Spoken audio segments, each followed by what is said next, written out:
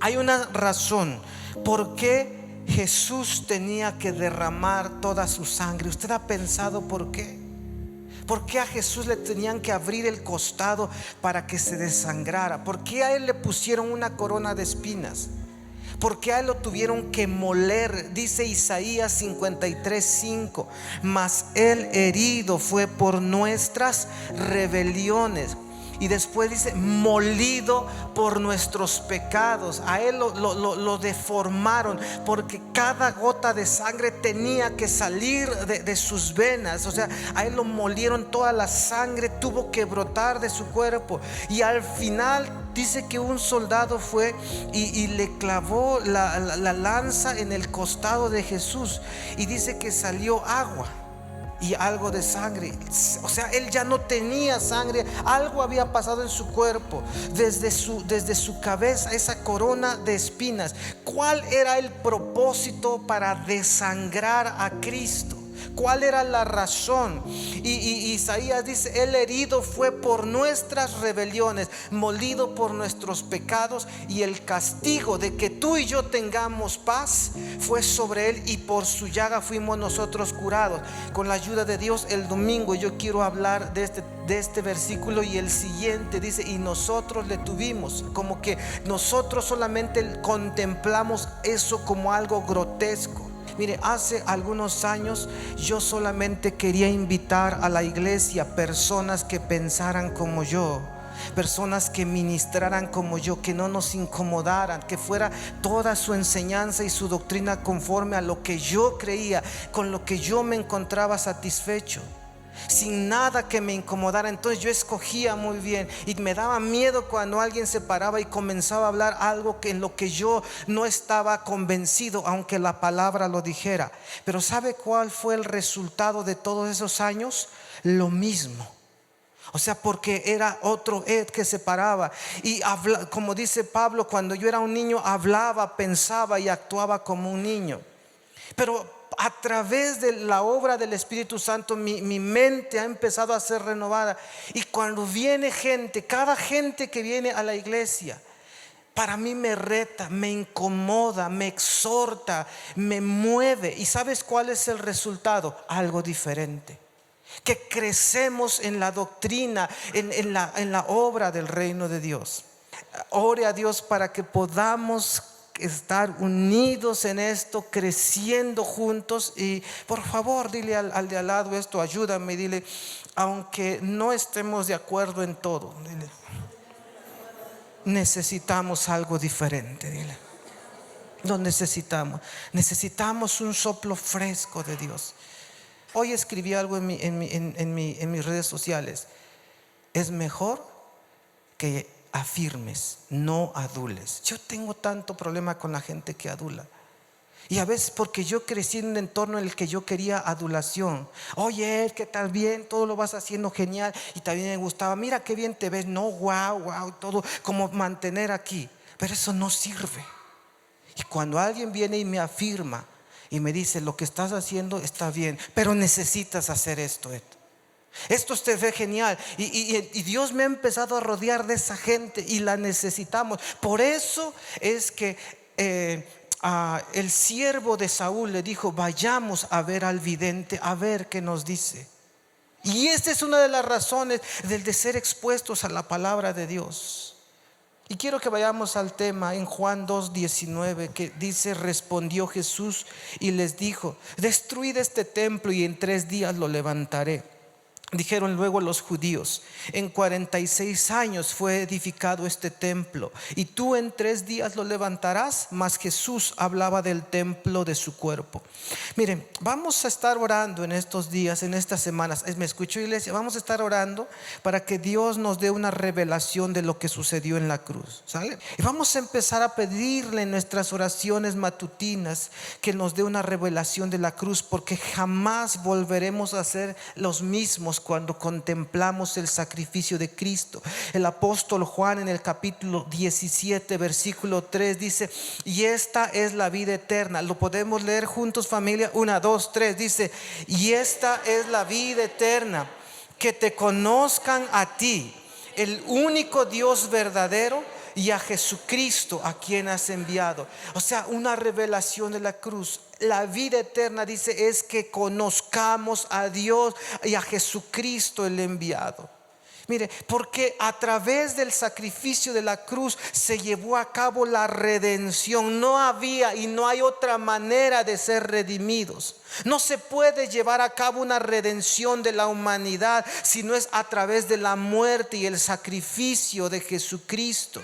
Por eso Jesús en Juan 2:19 le decía a los fariseos: destruyan este templo y en 3 días lo levantaré. Y ellos creían que hablaba del majestuoso templo, pero Jesús estaba hablando de su propio cuerpo. ¿Por qué? Porque Jesús sabía que al morir en la cruz se sellaría la redención de toda la humanidad.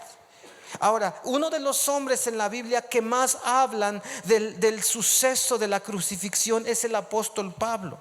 Y él tuvo una revelación de la cruz, y por eso él hizo el centro de su predicación el mensaje de la cruz. Estaba un corito que hace unas semanas lo empecé a cantar con mis hijos de hace años: la sangre de Cristo tiene poder para deshacer lo malo que hay en mi ser. La sangre de Cristo, la sangre de Cristo. Y fíjese Pablo en 1 Corintios capítulo 2 versículo 2. En esto lo pongo en traducción lenguaje actual. Y el apóstol Pablo dice: al contrario, decidí hablarles solo de Cristo. ¿De qué habló el apóstol Pablo? Decidí hablar solamente de Cristo. ¿Y cuál era el tema central? Léalo ahí. ¿Cuál? Principalmente de su muerte en la cruz. Entonces, no podemos sacar esto de nuestra predicación, de nuestra vida como iglesia, familia. Y en Gálatas 2:20 él dice: en realidad también yo he muerto en la cruz junto con Jesucristo. Y ya no soy yo el que vive, sino que es Jesucristo el que vive en mí. Y ahora vivo gracias a mi confianza en el Hijo de Dios, porque Él me amó y quiso morir para salvarme. Entonces, la experiencia de la cruz para Pablo no fue un momento emotivo, no fue una Semana Santa mexicana, fue una experiencia permanente. Por eso él decía: ya no vivo yo, mas Cristo vive en mí. Pero también él decía: con Cristo estoy juntamente crucificado. ¿Entiende estas palabras? Y quiero que lea conmigo 1 Corintios capítulo 15 versículo 31.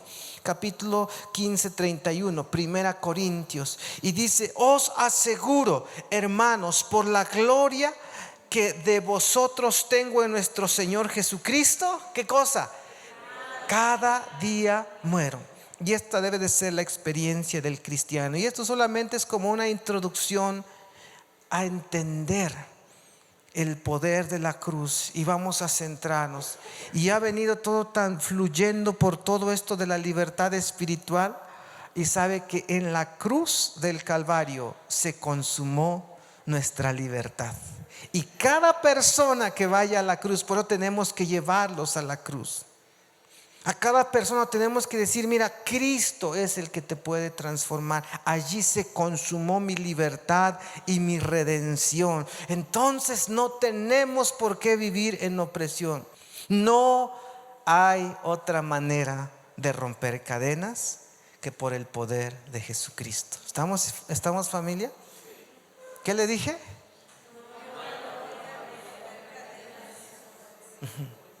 No hay. En este punto que me encuentro de mi vida en Cristo, le digo que yo ya no le puedo dar, como que hasta hace unos meses podía dar una palabra como de consuelo, de consejo, como que decía: hazle aquí. Y déjeme decir que hasta mejor un día le dije: pues si te sientes muy mal, golpea las almohadas y libera tu mala vibra. De verdad, porque hay veces cuando tú piensas: ¿qué hago con esta persona? ¿No? Pero en este tiempo, cada persona que viene y me busca algo así, yo le digo: irás a Cristo, te acompaño, irás allí y ahí vas a ser libre. No tengo más remedio para ti, porque le he buscado de tantas maneras. Y sabes, mire, he notado que muchos cristianos un día están bien con Dios y al otro día están alejados y aún resentidos con Dios. ¿Por qué? Y vamos a entender por qué es tan importante la redención. Iglesia, es imposible llevar una vida cristiana victoriosa sin haber pasado por la experiencia de la cruz. Es imposible que seamos victoriosos si no pasamos por la experiencia de la cruz. Y hay un salmo, el Salmo 49, 7 y 8. Lo he leído no sé cuántas ocasiones, pero el día de ayer lo entendí, lo pude leer de otra forma, una comprensión nueva, y lo vamos a leer juntos. Dice: ninguno de ellos podrá en manera alguna redimir al hermano, ni dar a Dios su rescate, porque la redención de su vida es de gran precio y no se le logrará jamás. O sea, hacemos muchos esfuerzos, pero nadie podemos rescatar a un hombre y romper las cadenas, porque el único que puede salvarme es Jesucristo. Así está escrito en la palabra. Mire, el precio de mi rescate es muy alto. Nadie jamás me puede rescatar de todo lo malo, de mis ataduras que yo tengo. Es muy alto. Ahora, ¿por qué está escrito esto? Porque el precio es sangre. Dice la palabra de Dios, porque sin derramamiento de sangre, complete la otra parte. Sin derramamiento de sangre no se pueden redimir pecados. Se tiene que derramar sangre. Por eso el Éxodo, el Levítico, el Deuteronomio es tan importante leerlo. Allí se habla del sacrificio para la remisión del pecado, y está en la palabra de Dios. Hoy estaba arreglando, porque cada vez que tenemos un evento esto queda desastroso de cables, y yo le dedico horas para trabajar. Justo cuando llegaron los primeros, yo estaba apenas bajando de terminar esto, de arreglar, y estaba escuchando al pastor Rodolfo Garza, y él justo hoy subió una enseñanza que se llama Vestidos de la Sangre. Y le fui a la comida y le conté a mi esposa, le dije: el pastor Rodolfo Garza dice que hay un cordón de sangre, una línea de sangre desde el mismo Génesis hasta el Apocalipsis. Y cuando el primer hombre, Adán y Eva, pecaron, dice que ellos se pusieron unos taparrabos de hojas de higuera. Pero dice que bajó Dios, ¿y qué les puso? Una túnica de pieles. Y este pastor dice: y es porque desde ese primer momento, cuando hubo pecado, se tuvo que derramar sangre de un animal para que hubiera una vestidura para la vergüenza de un ser humano. Y desde allí, dice, se marca un cordón, una línea de sangre, donde siempre que hay que haber remisión de pecados, se tenía que derramar sangre. Ahora, este salmo dice: porque la redención de su vida es de gran precio y no se logrará jamás. El precio para la remisión de pecados es sangre. Pero dile al de al lado: no cualquier sangre. No puede ser cualquier sangre. No es cualquier sangre. Tiene que ser una sangre que no hubiese sido tocada por el pecado. Ahora voy a tocar solamente un punto acá muy delicado, que tenemos que entenderlo. Después, en un contexto, vamos a estudiar, creo, esta doctrina que es tan amplia, la divinidad de Jesús. Por eso nuestro credo dice que es el encarnado en un hombre, pero concebido por el Espíritu Santo. Ese es mi Jesús. Vino en forma de hombre, encarnado. O sea, tuvo que tener una carne, una apariencia humana, pero engendrado o concebido por el Espíritu Santo. Eso no lo puedo entender con mi mente humana. Y el apóstol Pablo dice: porque las cosas espirituales no se pueden entender con la mente humana, sino se necesita entender con la mente espiritual. Entonces, ahí hay algo que nomás lo toco, familia. Ahorita, quédese con ese pensamiento y crea que está en la palabra de Dios, que está fundamentado en la palabra de Dios. La divinidad de Jesús. Mire, cuando Adán pecó, su sangre, su genética se contaminó. De hecho, ayer le dije a mi esposa: mira, hay una iglesia que está sacando unas canciones, y yo dejé de cantar canciones como de esas canciones como que eran muy rápidas, porque eran muy repetitivas. Pero hay una iglesia que Dios le está dando un movimiento en América Latina, y me gustó tanto porque es 100% América Latina.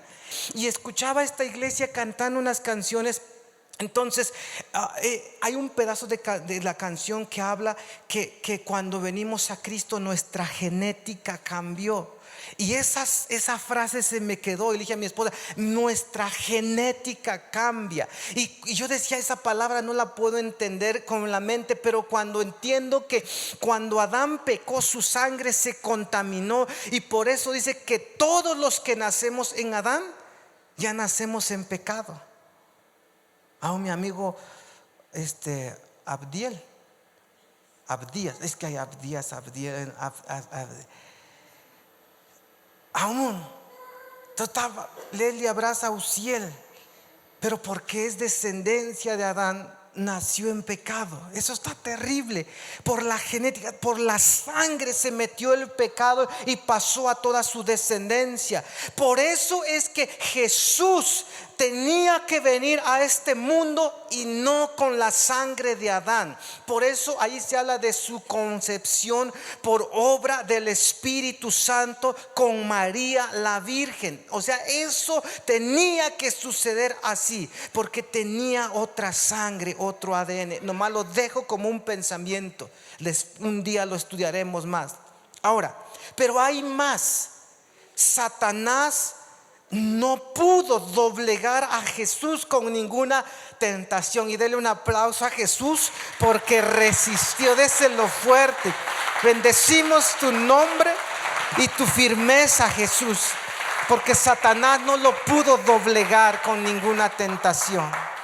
Jesús pudo mantener su sangre pura y santa. Por eso, cuando Él derrama su sangre en el Calvario, Él rompe la maldición del pecado. Y quiero que lean Génesis 3:17. Leo solamente 2 extractos. El pasaje usted lo debe de conocer un poquito más, va más amplio, pero nomás tocó unas partes. Creo que lo copiaron tal cual, verán en la pantalla.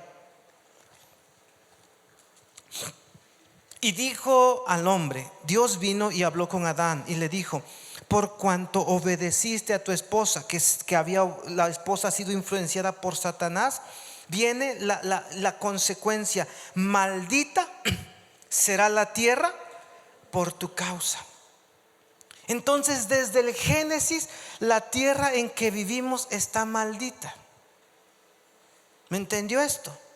Donde nosotros pasamos una tierra maldecida por un decreto divino. O sea, bien dice, la maldición cayó sobre la tierra. Qué duro es esto. No se puede vivir en una tierra maldita. ¿Por qué vino la maldición? Y esto nos lleva a la conexión de nuestra enseñanza de los días martes que estamos viendo. La maldición dice porque vino la desobediencia, por tu desobediencia. Dice, por cuanto decidiste obedecer a tu esposa antes que mis mandamientos, la tierra quedó maldita. Y el versículo 18 continúa, dice: espinos y cardos te producirá. Una tierra maldita. Vino la maldición. Ahora, espinos y ¿qué más? Y cardos. Quédese con esta palabra, esta mención. Dice que la tierra producirá espinos y cardos. Ahora, cuando Satanás en su intento de mofarse de Jesús, le puso una corona de... ¿Cree usted que es casualidad eso? Quiero que usted abra su mente y que el Espíritu Santo... Yo ando con un entusiasmo mientras estudiaba ayer y hoy, y sé que va a empezar a venir una apertura en nuestra mente espiritual. Pero mira, cuando Satanás le pone la corona de espinas a Jesús en su cabeza, hay alguna conexión. Dice: espinos y cardos te producirá la tierra maldita. Y Satanás envía a los religiosos, le dice: junten una corona de espinos y póngansela como mofa de que es el rey de los judíos. Pero Satanás no sabe todo, porque no es omnisciente. Y en medio de toda esa malicia, Dios tenía un propósito eterno, porque cuando Satanás le pone una corona de espinas a Jesús en la cabeza, su cabeza comienza a desangrarse. La sangre brota de la cabeza del Hijo de Dios y comienza a caer en la tierra. Y cuando toca la tierra sucede algo, que es que la maldición de la tierra es rota por el poder de la sangre de Jesús. Den un aplauso a nuestro Salvador. Den un aplauso a nuestro Rey. Satanás puede usar como maldiciones, pero hay un propósito en lo que Cristo hace, y la maldición es revertida. Por eso le decía al pueblo de Israel: ustedes entrarán y todo lugar donde ustedes pongan su pie, ustedes lo van a poseer. No está hablando de una posesión territorial solamente, tiene que ver con algo más, familia. Ahora, hoy pensaba y meditaba en el rito de la noche de Pascua en el Éxodo, cuando se tenía que sacrificar un cordero o un macho cabrío y rociar de sangre los dinteles. En la clase de niños a veces nos los enseñan como que es un suceso más, pero mirándolo a través de la línea de sangre del Génesis al Apocalipsis, no es un suceso más. La palabra dice que el ángel de la muerte había sido enviado para la tierra de Egipto. ¿Dónde vivían el pueblo de Israel? En la tierra de Egipto. Y aquí hay algo curioso. No algo curioso. Hay algo con una revelación, algo que nos debe de marcar. Mire, todas las plagas pasadas tocaban solamente a los egipcios, pero a los hebreos no. Pero en esta, aunque dice la palabra, dice: vendrá para los egipcios, pero esta plaga dice que si no veían un marco entintado de sangre de cordero, aunque fueran hebreos, iba a pasar el ángel de la muerte e iba a tocar. Podía tocar cualquier hogar. Ahora, usted escriba esta frase en sus notas y escriba: pero los israelitas tenían la revelación. Y eso escríbalo con mayúscula: revelación. Pero el pueblo hebreo tenía la revelación. ¿Cuál revelación? Lo que Moisés les dijo: maten un cordero y esa sangre pónganla en un marco en la puerta de sus casas. Esa era la revelación. La revelación del poder de la sangre. ¿Cuántos judíos pudieron haber dicho para qué? Pero los que obedecieron esa revelación se salvaron. Y entonces solo pasaría sin tocar el hogar donde hubiere sangre en el marco. Y sabes que el marco es el símbolo de la cruz. Éxodo 12:7 no puede ser más claro. Mientras leía hoy el pasaje, dice: y tomarán de la sangre, esa sangre del cordero, y dice: y lo pondrán en los dos postes. ¿En qué murió Cristo? En una cruz, algo atravesado. Y dice: lo pondrán en los dos postes, el dintel, el pilar de la puerta y el dintel. Porque había una simbología en la sangre. Y dice: y en los dos postes y en el dintel de las casas en que lo han de comer. Sangre de un cordero que evitaría la muerte de los primogénitos. Y después Jesucristo se convierte en el primogénito de la resurrección. Entonces, familia, hay poder en la sangre del Cordero de Dios.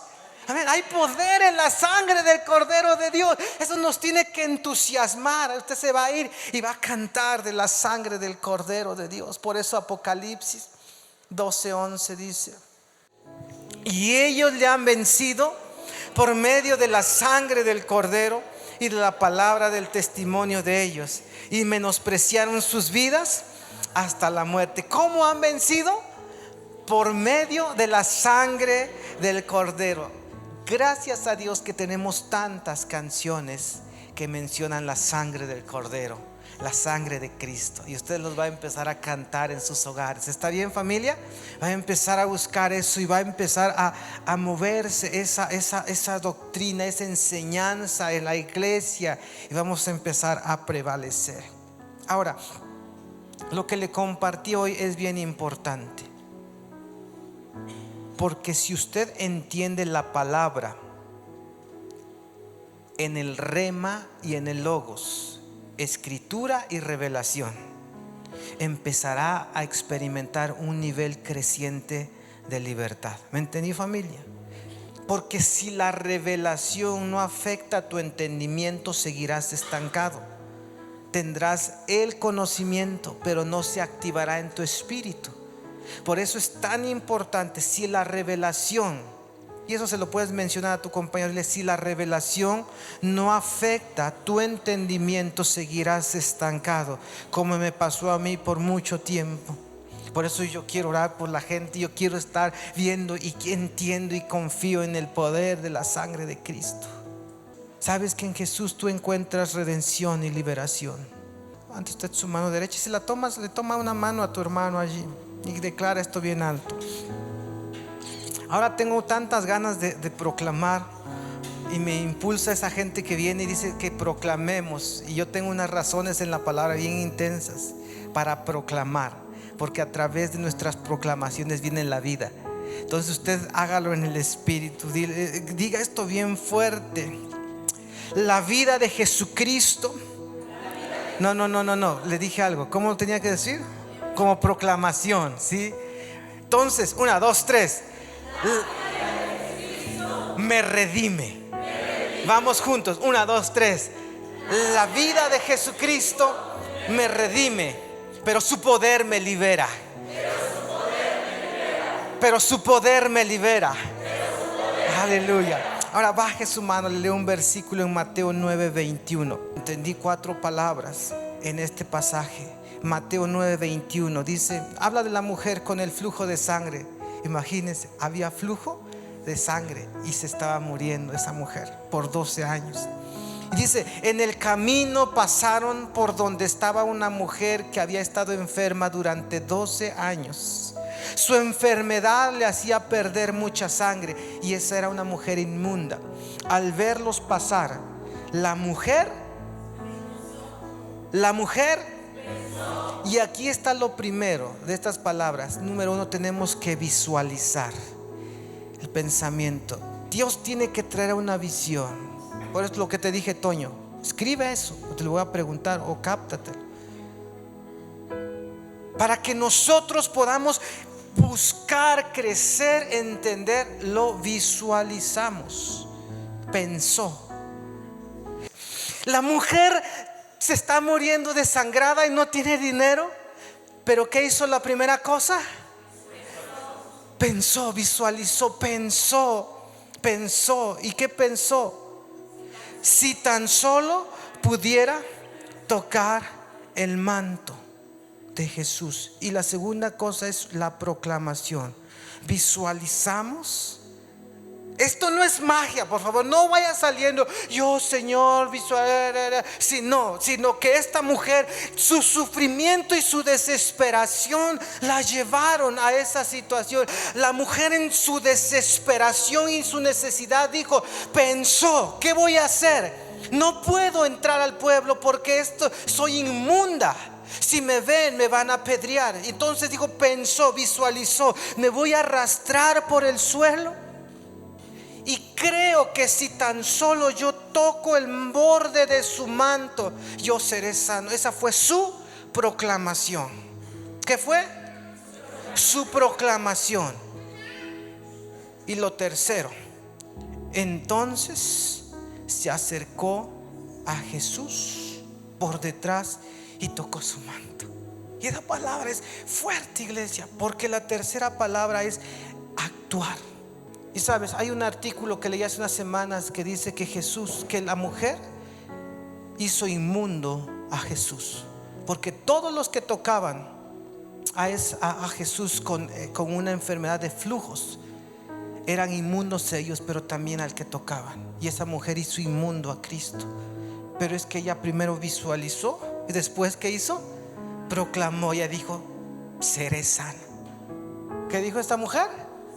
Levante usted su mano bien fuerte. Y si hay algún enfermo en esta noche, proclámelo bien fuerte. 1, 2, 3. No, más fuerte. 1, 2, 3.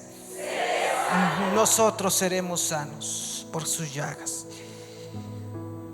Y entonces se arrastró por el suelo y tocó el borde de su manto. Nadie más lo notó que Jesús. Y tercera cosa, recibió.